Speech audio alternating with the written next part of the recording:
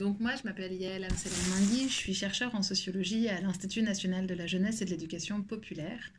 Et j'ai réalisé en 2018-2019 une enquête qui s'appelle Les filles du coin et qui porte sur les jeunes femmes qui habitent en milieu rural et qui sont issues des classes populaires que j'ai réalisée avec la collaboration de Sacha Gaspard-Voisin.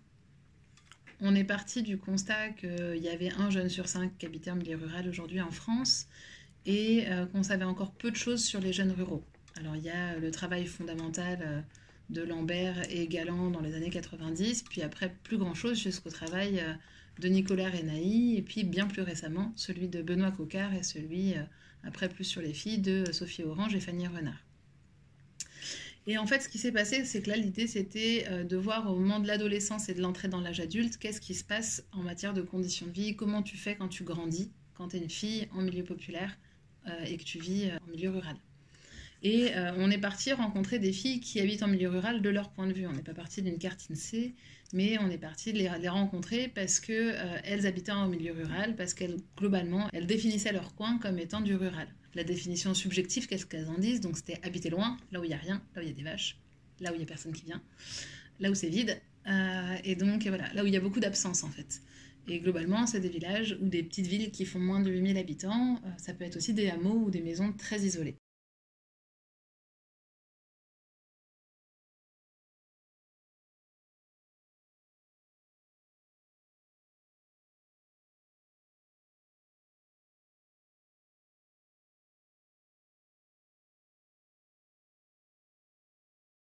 Quand je dis qu'elles viennent de milieux populaires, c'est-à-dire que globalement, elles ont quand même souvent un des deux parents qui ne travaille pas, qui a pu travailler mais qui ne travaille pas. Elles ont beaucoup de parents qui ne sont pas diplômés. Et quand ils travaillent, leurs parents, ils sont pour une grande majorité ouvriers ou ouvrières à l'usine, employés ou employés. Sur la question des normes qui encadrent la sexualité des filles, ce qu'on voit, c'est que les filles en milieu rural, déjà, sont d'abord des filles, avant d'être de milieu rural.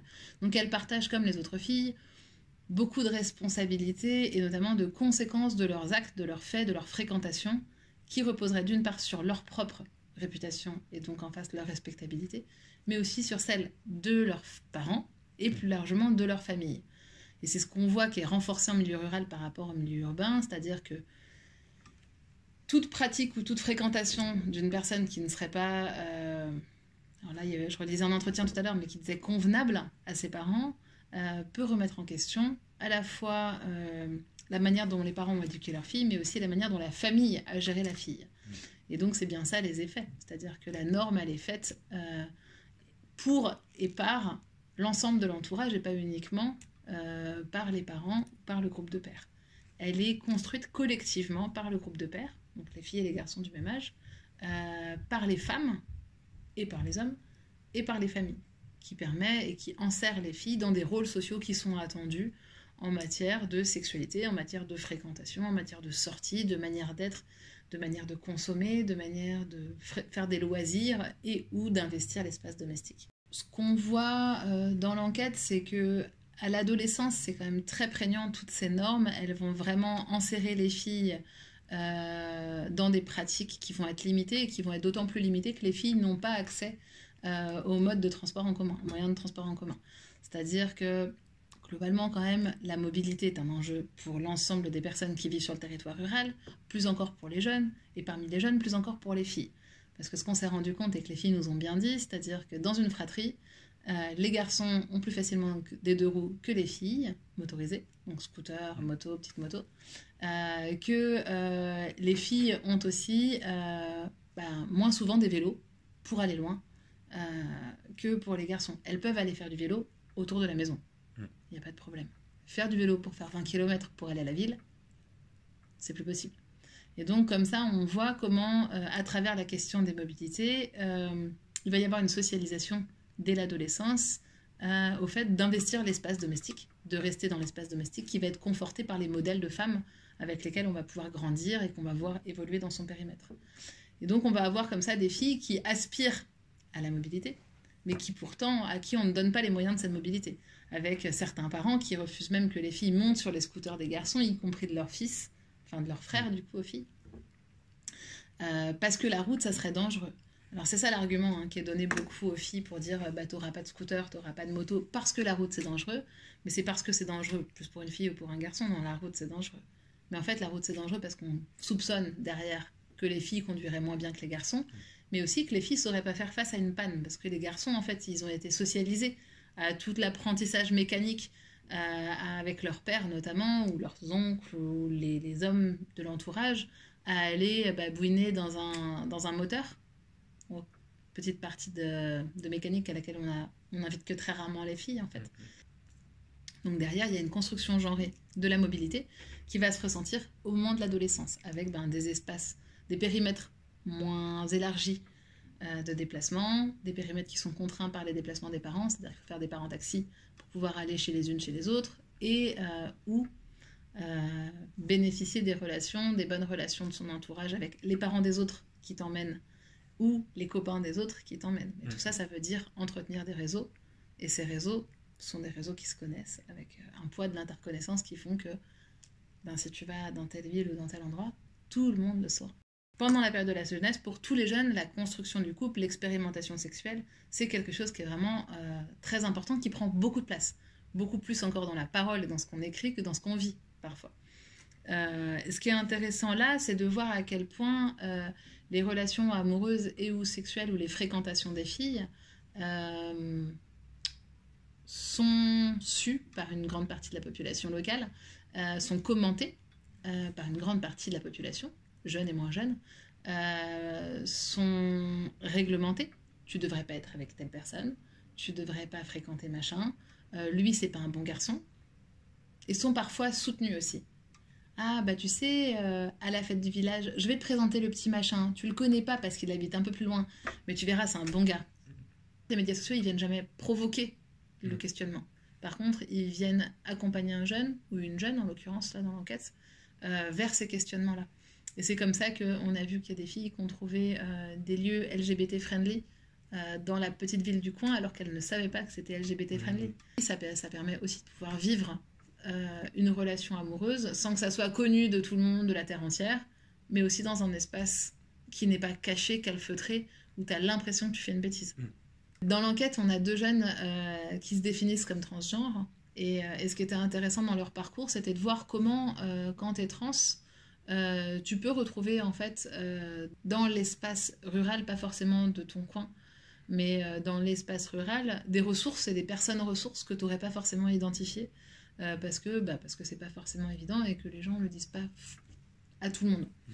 Parce que c'est aussi parce qu'il y a eu une Pride à un moment dans une petite ville du coin où tu as été voir à la Pride et que tu t'es rendu compte que ah mais en fait ouais t'as le droit en fait, enfin, c'est légitime d'être comme tu es et pas comme on voudrait que tu sois. Et donc il vient aussi déconstruire l'hétéronormativité ambiante qui est très cristallisée partout et pas que dans le monde rural, mais qui fait qu'en milieu urbain, tu peux plus facilement, grâce à la mobilité, accéder à ces espaces sociaux, et qui en milieu rural passe notamment par les médias sociaux pour aussi se rencontrer des personnes qui vont être plus proches pour pouvoir avoir ces genres de discussions ou qui ont eu des parcours de vie similaires au tien.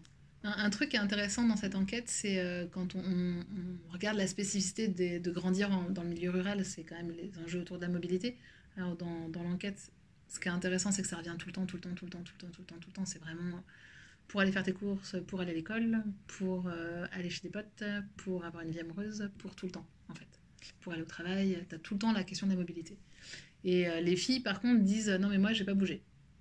Voilà. Tout le temps, elles disent j'ai pas bougé. Alors, excepté quand elles ont déménagé, mais elles ont déménagé avec leurs parents. Mais les déménagements, c'est pas bouger. Elles ont déménagé. Et comme ça, dans l'enquête, il y a plusieurs filles qui sont parties rejoindre leurs petits copains. Alors, à 10 km, mais aussi à 300 km. Et autant, on n'a aucun des garçons, des filles, en tout cas qu'on a rencontrés, qui ont fait la même démarche que d'aller rejoindre leurs copines. Et c'est assez intéressant parce qu'il y a quand même cette image, alors qu'on nous a donnée en Bretagne, de Bernic à leur rocher. Et pour autant, pour des berniques accrochés à leur rocher, faire 300 bornes pour aller rencontrer et vivre avec ton petit copain, c'est méga courageux. Et en fait, derrière cette présentation et construction collective d'une immobilité, les filles, elles partent en internat comme les garçons vers la fin du collège, voire au début du collège, ou en tout cas pour le lycée. Donc déjà, c'est une énorme phase de mobilité, où tu pars de chez tes parents 4 jours par semaine, 5 jours par semaine. Tu dors entre jeunes, surveillé par d'autres jeunes. Euh, et aussi, du coup, tu vas te retrouver en situation de mobilité parfois très grande pour aller rencontrer ton petit copain. Elles ont essentiellement des familles qui sont originaires aussi du milieu rural. Il y a quelques-unes qui ont des parents qui ont été un peu en ville, mais, ou même qui ont vécu en ville les premières années de leur vie, mais c'est très très peu. Et pour une grande partie d'entre elles, elles souhaitent résider encore en milieu rural. Alors il y a toute une représentation de la ville derrière qui est à travailler sur la violence sociale qu'évoque la ville, parce qu'en ville il y a des bourgeois et qu'elles ne sont pas bourgeoises et elles le savent très bien. C'est-à-dire que même quand elles arrivent dans la petite ville locale, elles savent que tout le monde va les regarder ou que même leur manière de parler ou de se comporter, d'un coup, elles reprennent l'étiquette un peu de bouseux qu'elles vont coller à d'autres jeunes ruraux en fait, mais que là, en l'occurrence, c'est elles qui vont devoir la porter face à des jeunes urbains. Il y a la question en face des bourgeois, il y a les racailles en ville qui font peur aussi. Il y a donc l'insécurité, il y a aussi toutes les questions des agressions et des vols et des violences sexuelles qui seraient plus fréquentes en ville qu'à la campagne. Ce qui pose question, ça se passe pas de la même manière, mais elles existent aussi bien dans le milieu rural. Quoi qu'on en dise, quoi qu'on en pense, l'espace public n'est pas forcément vachement plus safe pour les filles. Et l'espace familial, surtout pas plus, c'est le même. Et en fait, tous ces éléments-là, ça va venir leur dire qu'elles ont une qualité de vie où il n'y a pas trop de monde, où il n'y a pas trop de bruit, et où elles sont satisfaites du milieu rural. Pour autant, elles veulent, pour les 3 quarts d'entre elles, pas habiter dans le village où elles ont grandi quand elles sont dans des hameaux ou dans des villages, mais dans une petite ville. Dans une petite ville où tu peux faire tes courses, dans une petite ville où il y a une gare de TER, dans une petite ville où il y a une gare routière, dans une petite ville où il y a un peu de service public. Et ça, ce qui est hyper intéressant, c'est que même à 14 ans, elles ont déjà identifié tout ce qu'elles ont besoin dans leur ville auquel elles n'ont pas accès et qui serait nécessaire pour leur vie quotidienne. Et y compris les services publics, les services de santé, elles n'ont pas envie du tout d'être dans des grandes agglomérations. Mais c'est aussi parce que c'est des filles qui ont fait peu d'études, qui investissent beaucoup la vie familiale, qui sont très investies, qui sont des piliers, des gros soutiens de leur famille. Je dis pas que les filles qui ont fait des études ne sont pas des soutiens de leur famille, mais qui sont des gros soutiens de leur famille et qui du coup veulent pas abandonner leur famille et notamment leur mère face aux charges domestiques et aux charges de la vie quotidienne auxquelles doivent faire face leur mère. Et donc en cela, elles s'en détacheraient un petit peu, elles s'éloigneraient, mais que un tout petit peu.